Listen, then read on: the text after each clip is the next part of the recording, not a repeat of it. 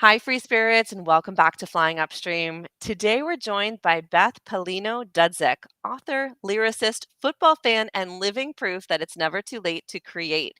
Beth was born in the Bronx and raised in Westchester County, later spending years in Hawaii, where she raised three daughters before returning to New York and working at IBM. But behind the scenes, a story had been quietly growing in her mind for over 2 decades, waiting for its moment. Beth's journey is one of resilience, reinvention, and the creative fire that never truly goes out, even when life gets hard. From surviving a painful divorce to balancing single motherhood, she kept the story alive in her heart until the day it was ready to be written, and she was ready to write it.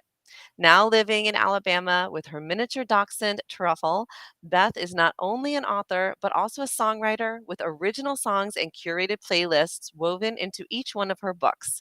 In this episode, she'll share how her characters became part of her, how self publishing brought her vision to life, and why honoring your creative voice, no matter how long it takes, is always worth it. Beth, welcome to Flying Upstream. Thank you so much, Kristen. I really appreciate being on the show. So let's start at the beginning. You carried this story in your head for over 20 years. When did you Longer, actually. longer? Oh my goodness. It was longer, actually. Yeah, it was over 25 years. 25 years. And Wow. and simultaneously, and so this is like an FYI to your audience, I do have three other stories that concurrently ran through my head, but the rock story was the one that was predominantly always coming up, always coming up. And life gets in the way of you stopping and saying, okay, I'm going to do it. And part of it was when I was younger, uh, I hung out with musicians for a good part of my, say, mid teens to into my 20s. And yeah, it was fun. It was a party. And it was just the regular club scene. It wasn't the high level. I did do some of the high level stuff, but it was mostly the club scene. And it lives with you. And I guess I always wanted to sing. And when you're younger, you have so much self-doubt, like, am I pretty enough? Can I really carry it off? And once self-doubt, and I believe this 100%, once self-doubt gets into you, you back off of it. But the creativeness of who you really are is kind of trapped inside. And then when I went to college, I told my parents I wanted to go for acting, and they laughed at me and said, "No, you're going to go for something that you can actually use in the workplace," which I did. So I played it safe. And usually, like musicians, when you take that road, they say, "Oh, you're going the straight path." And it's kind of like a sellout, like you're selling out, but at the same time, you have to make a living. Even though I was living with my parents and my parents were great, you still need to have a career. And then you get involved in that, and I was lucky that I landed in a great job. And I know this sounds boring to people, but back in the day, there was the Big Eight accounting firms, which they all merged now, and it was fun. It was not all accountants are boring. I will say that. And great job, but the creativity stays with you, and so it did. And you can put it away, right? And say, I'm going to take this safe path. And I did. And I ended up marrying somebody that was for 5 years wanting to date me. And I said, oh, God, no. Oh, no, he was the typical accountant. And I honestly, Kristen, don't know. And I think when I was younger, I dated, with the exception of I dated and lived with a musician in one of the club bands, and all the guys were my friends and girlfriends, and so it was a nice thing. But after that, I I think I dated every wrong person. It was sort of like they asked me out and I didn't want to do it, and for some reason I did it. And one of them was an abusive relationship, I will say, in verbally, psychologically, and physically. And when you're younger, you're kind of like, huh.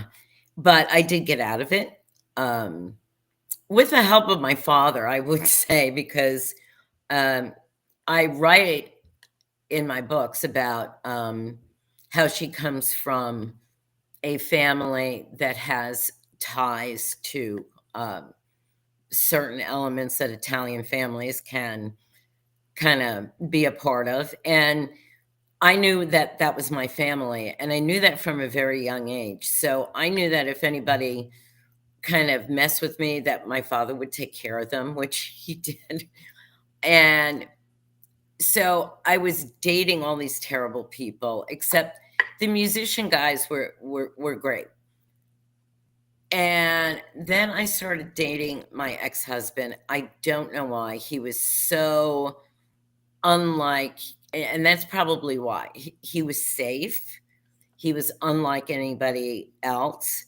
And I thought it would be a very short-lived relationship. And then he took a job in Hawaii, and I was being stalked by that person. Oh my And god. and after he was in Hawaii for 3 months, he said, "Why don't you come out?"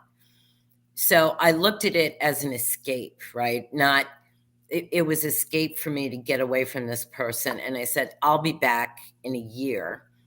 My father gave me a one-way ticket, like, he was like, "Here." And, I thought it might be exciting, but honestly, when I was on the plane going there, I was just thinking about how I was gonna be so far away from my family, which, one side is Italian, one side's Jewish, and it's like a very family-oriented. I grew up in a very family-oriented family with, aunts, great aunts, cousins, and I knew I was moving away from that, and that pulled at me.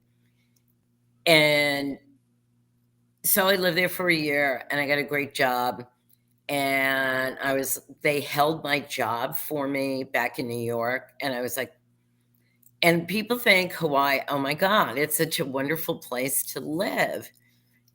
It's a wonderful place to go on vacation, but to live, you're very far away from Yeah. everything.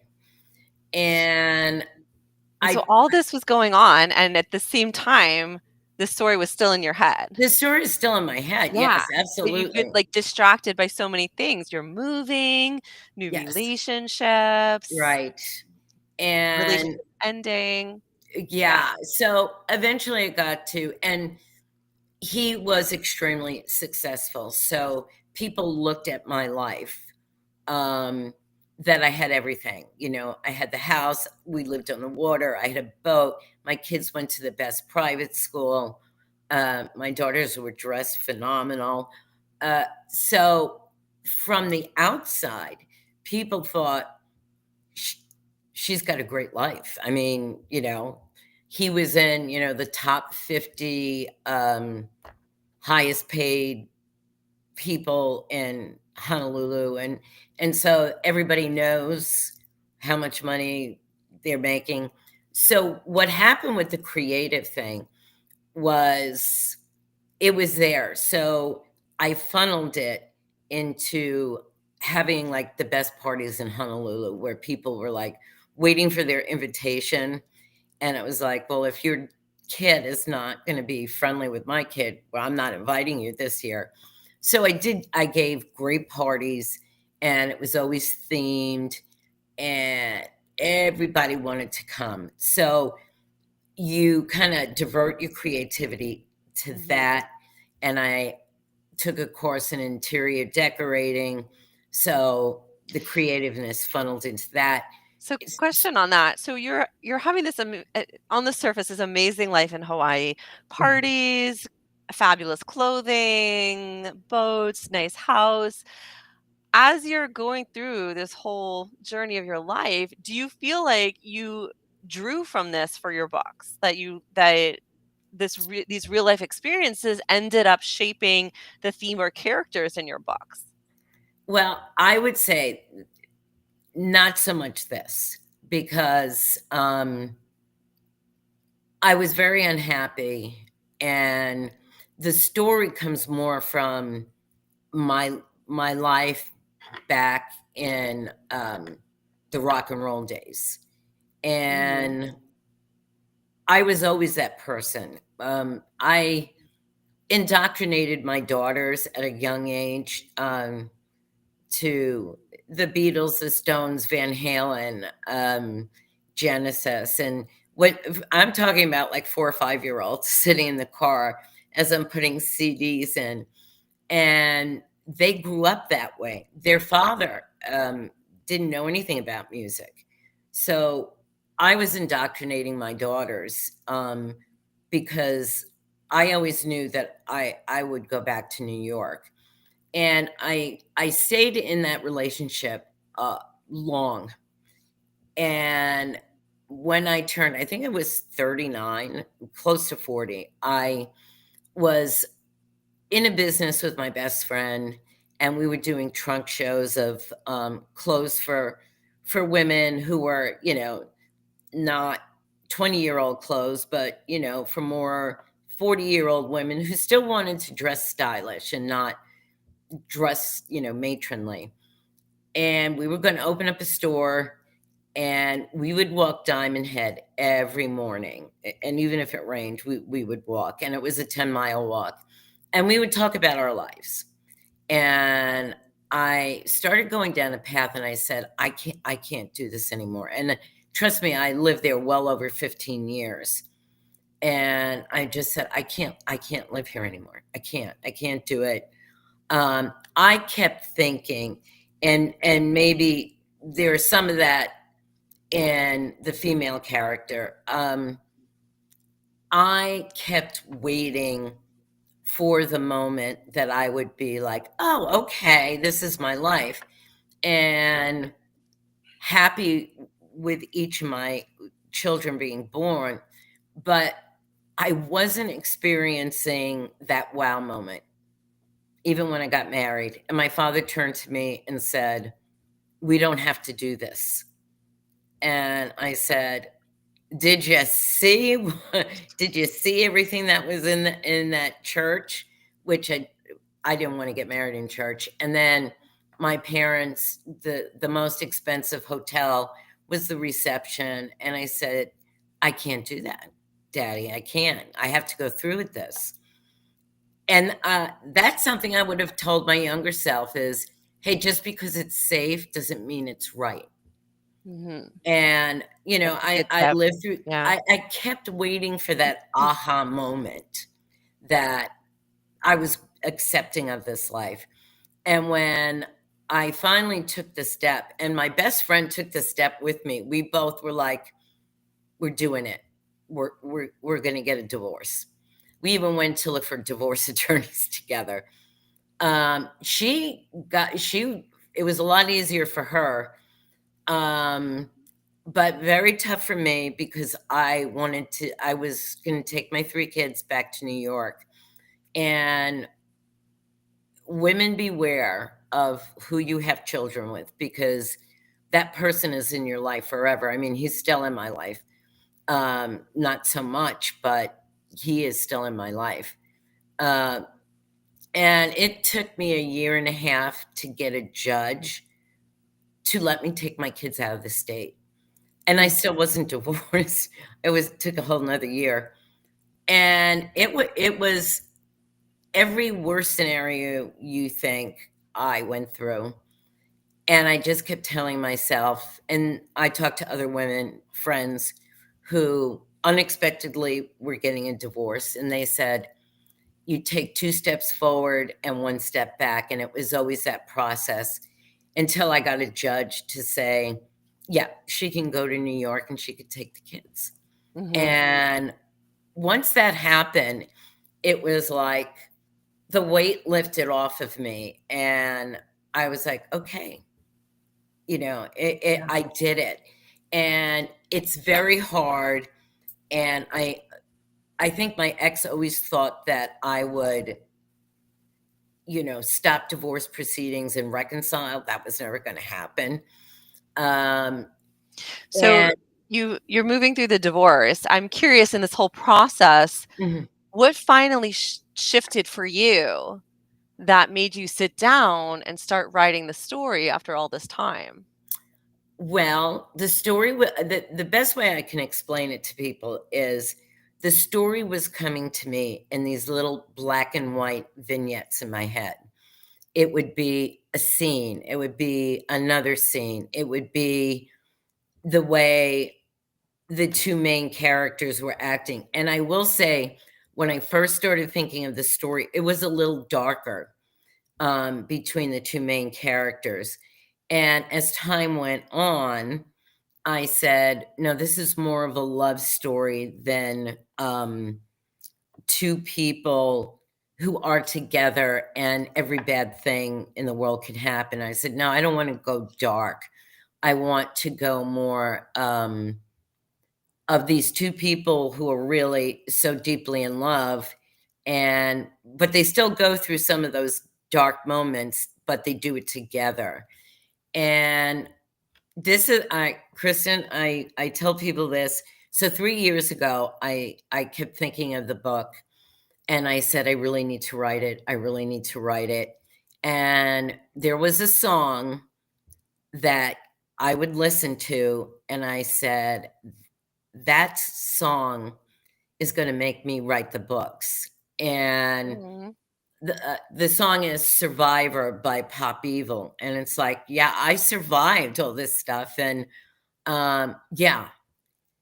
And then it took me a year and a half. And I am not exaggerating. I was cleaning my house, and the story now is coming to me in color. And characters started having names, which they didn't have names before. And I was like, okay, okay. And I went into the shower.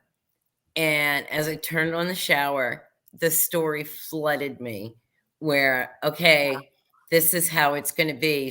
This is where they're going to come from. And it just poured through me. And then when I said, oh, I got to get my laptop. I got to get my laptop. And I started writing it, and the story just, poured out of me, that it was names and places and how it started, and it was just organic. It just came right through me because it was stifled for so long that once it flowed, and it's still flowing, it's still flowing. Mhm. Um, it was just an amazing thing. Mhm. And then you think about, so I wrote what I thought was one story, and it was actually two books. Then you have to find, and as a first time indie writer, the publishing companies are not going to look at you. And you have to, unless you know somebody who knows somebody. But for someone like me, a publishing company is not going to want to look at me. So I decided, I read up on it, to self publish. And I dealt with a few really bad actors, people who just they give you a package and it's like $15,000. And I just said, well, what else are you going to do for me? And they started calling me every day, every day. And I said, okay, this is a hard sell. So this is not. And there is a website, and for anybody who's an aspiring writer and they want to self-publish, there is a site called the Alliance of Self-Publishers. And what they do is, and maybe not all of them are on there, but they rate them: green light, yellow light, red light. And the people, I dealt with two people who were red lit. So I was like, "Ugh, not going to deal with them." So I called every one of the green lit people, and I I had 2 or 3, and I landed on my publishing consultant who is still working with me, who will work with me to, I guess, for every book that I write at this point. And the way she did it is she got together a couple of editors and she said, "Interview them. Whichever one you like is the one we're gonna use." And they all dealt with her, like, it was her stable of people. And then it was the person who was gonna design my book covers, and she also does my website. Then there was a marketing person. So we put together this great team, and I will say it's all women, and it's a lot easier with my story, especially, that it's women. Um, Yeah. I did interview a guy, and he was into the music scene, and I thought about it for a second, and I said, "No, I want the woman's perspective because the book is from the lead character who's a woman. It's from her point of view."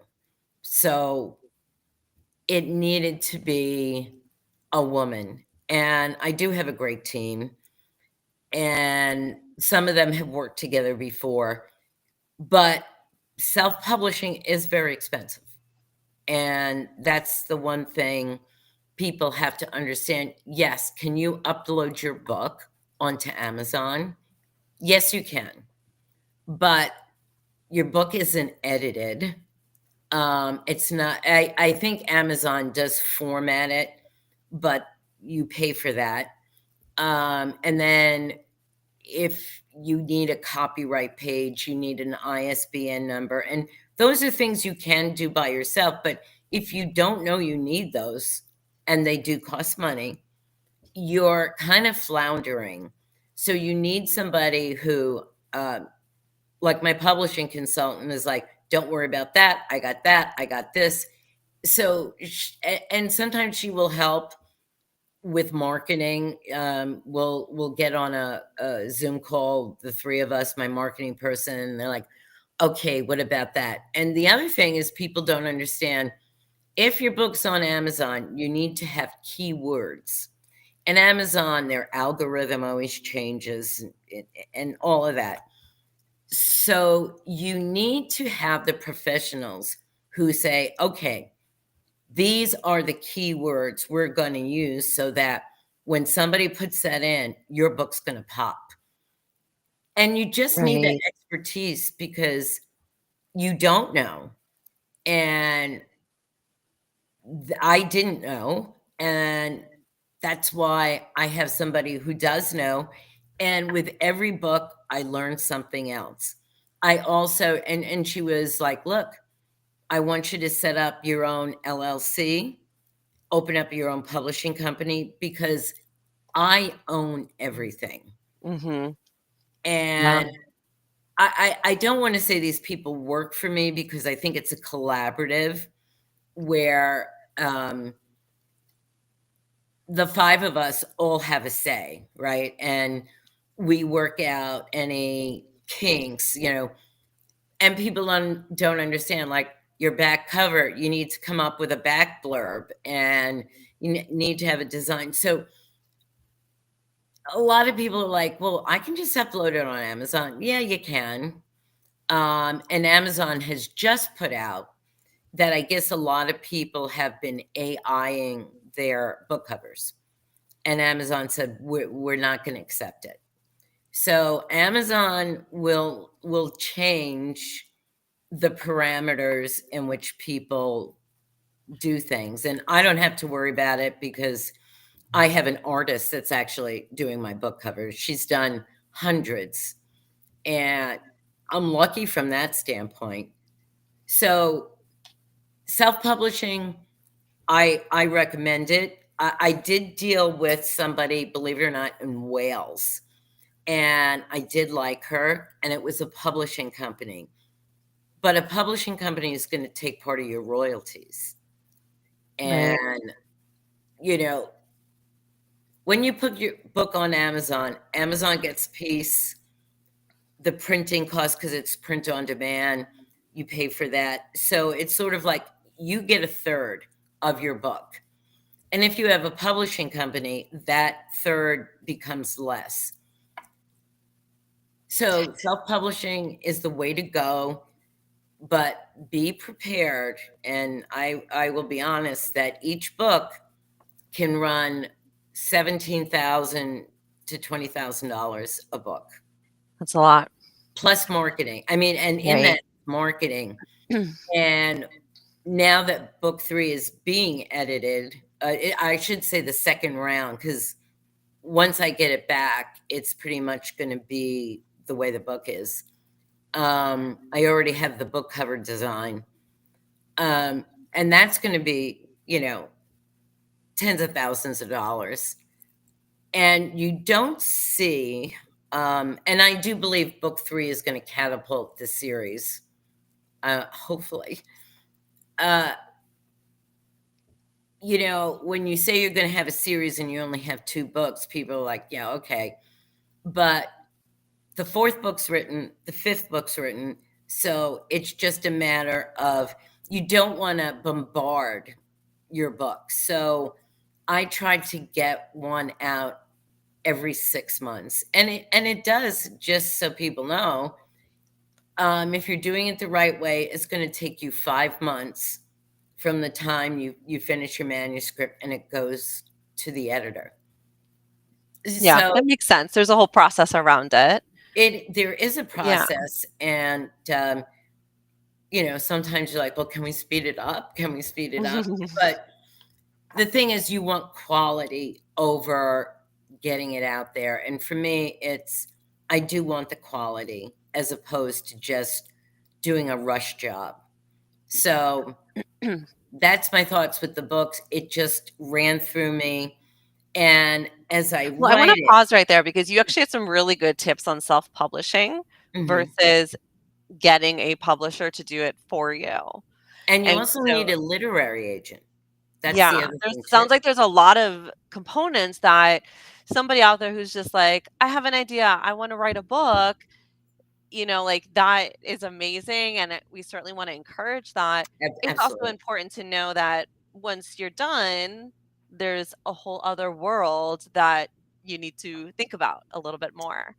And I wanna pivot just a minute because I know Mhm. that you include songs and playlists in your book, which is so unique.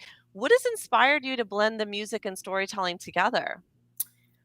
Well, it is about a rock band. Mhm. And so when they start out, like most bands, they start playing the bars. And I was a big part of the club scene. And so it's like Monday nights you play in this club, and then on the weekends, everything. And so they play covers. I mean, that's what they do. I had a group of friends who were the number one band on that circuit, and that's how I got in. I got in with the best band on the circuit, and they were my friends. I did date the roadie. That's how I got in, and he's still my friend to this day, and I love him dearly. We weren't a good match as boyfriend and girlfriend, but we are, like a brother and sister kind of thing. But those guys were the most phenomenal musicians. My friend who played keyboards could play classical. I mean, he could listen to a song once and boom. And it wasn't just the piano, there was the mellotron, and he would just shift and go in between. He was unbelievable. The guitar player, he was phenomenal. And I think he jammed with Jimmy Page a couple of times. So when you get in with the best band on the circuit, you're lucky. And that's kind of how I met my boyfriend, who was in another band. And you get to know all the bands and get friendly with everybody. And it was fun. It was great. Um, so music for me, it has always been an important part of my life. My parents were teenagers when I was born, and I had a brother that came right after me. And my parents were listening to music. So from a young age, music was a big deal. And then when you're 14 years old and David Bowie is playing in the Beacon Theater, you get tickets and you're taking the subway into the city.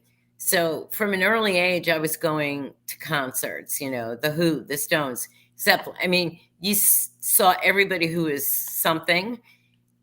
And so the music has to be woven in because it's part of the scene. Then as the band grows, the um she's the lead singer with her love interest, right? So they sing certain songs together, and her thing is that when she opens up a show, she always sings a cover, but she's responsible for writing the lyrics for all the songs that the band that and the guys put the music. She said, I can write words, but I don't know how to write music. So, and that's me. I can write lyrics. I don't know how to write music.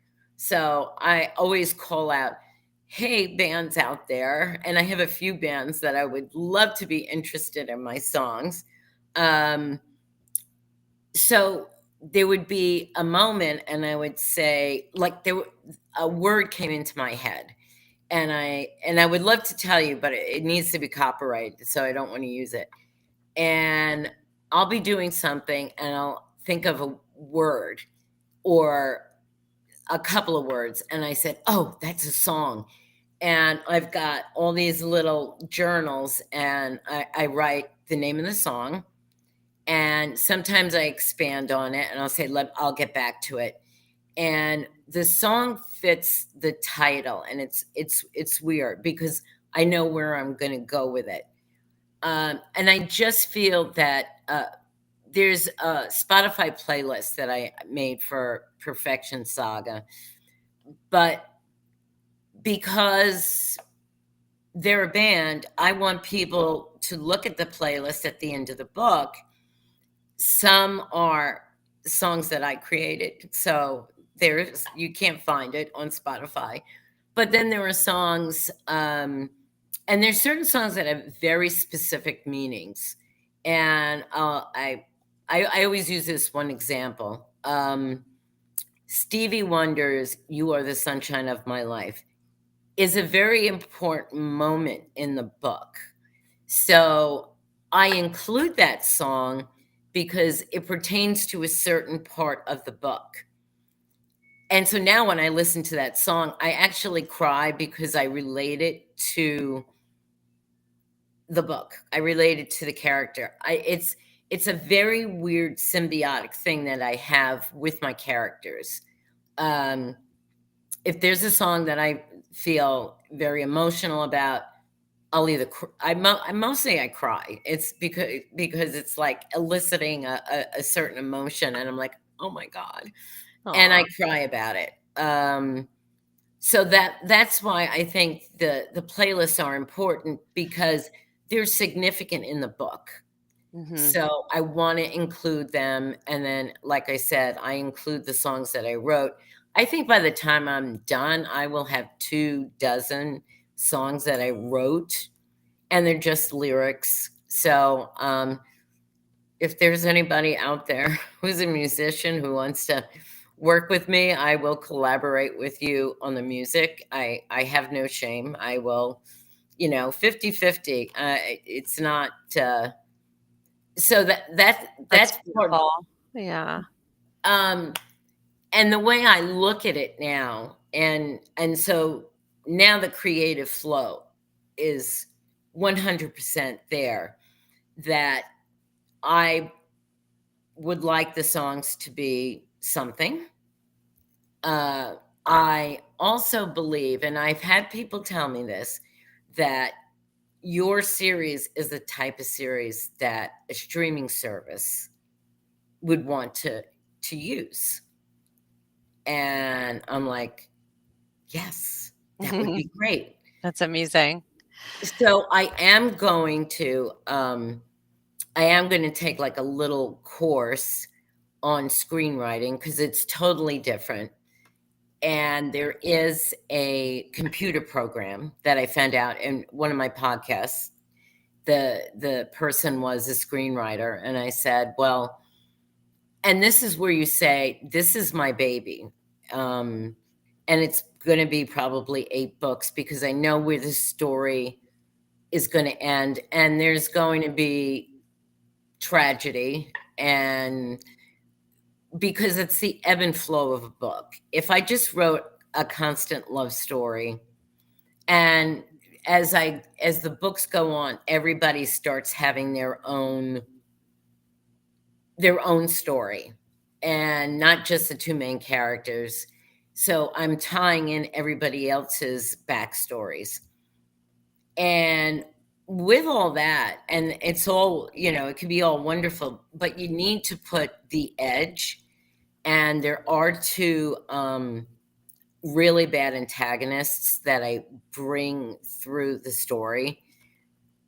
And then there are other things that happen. I decided to kill off 2 characters, and that's gonna happen later on. Um, And and is I this don't wanna ties say into the music too? yes, it That's will, so beautiful. Yeah.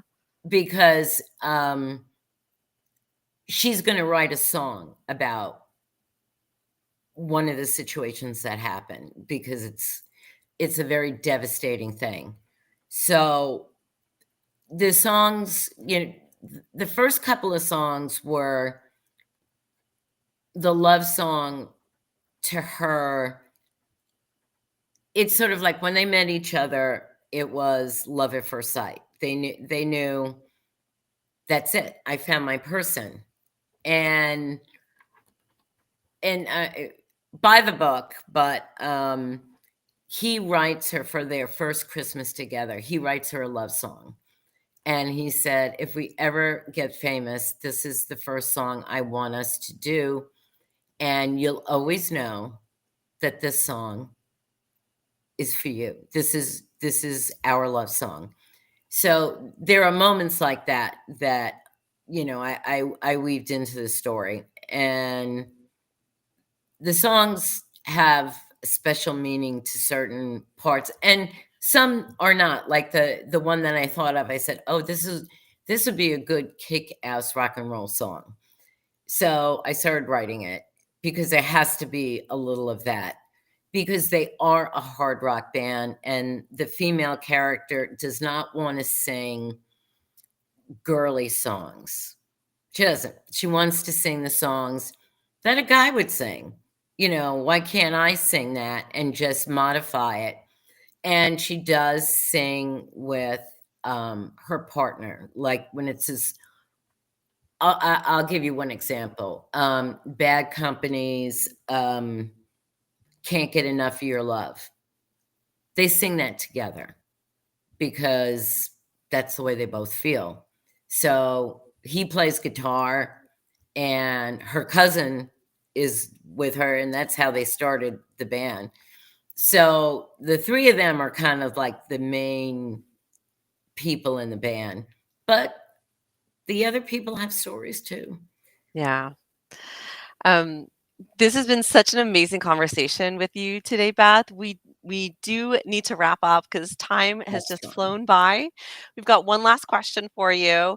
What Okay. would you tell your younger self, the one still holding on to a story and waiting for the right time? Write it. Write it. I should have written it or started in. I know some writers do outlines, and I don't do it. The outline is here in my head. Mm, Um, be bold enough to take that step.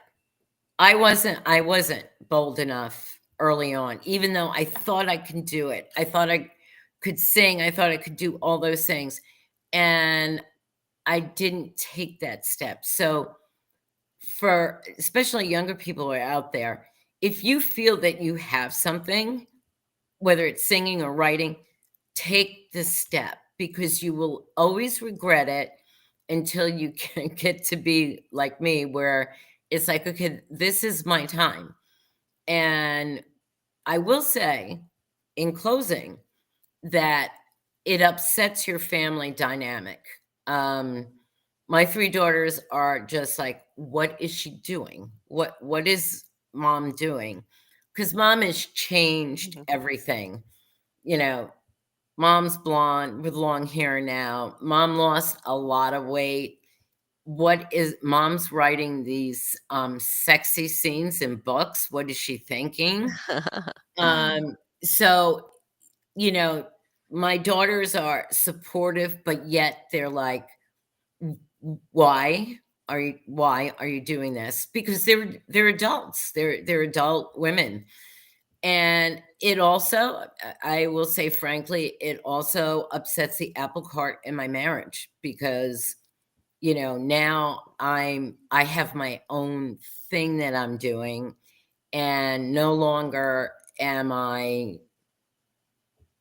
I tell my husband, "I'm writing," or, "I wanna go to this convention," and sometimes I do it with a best friend of mine who's in Texas, and that upsets a marriage because now you're starting to be the independent person, and that's where I wanna be, and I've told my family, "Look, you don't have to be with me on it, but I'm doing it." Mhm. Such And good advice. yeah, Yeah, I don't really don't let your inspiring. family stop you, Yeah, really. absolutely. Well, we're all about following that unconventional path. Yes. And Beth, I want to thank you so much for being with us today. Thank And you. for our free spirits out there, Beth's story reminds us that creativity doesn't expire. Whether it takes 2 years or 20, the stories that live inside us are worth honoring. Her path wasn't easy, but she never let the dream go. And in doing so, she gave herself the ending she deserved, one filled with voice, vision, and vibrant creativity. If you're holding on to an idea, a dream, or a story that just won't leave you alone, maybe it's because it's not done with you yet. So until next time, keep questioning, keep creating, and keep flying upstream.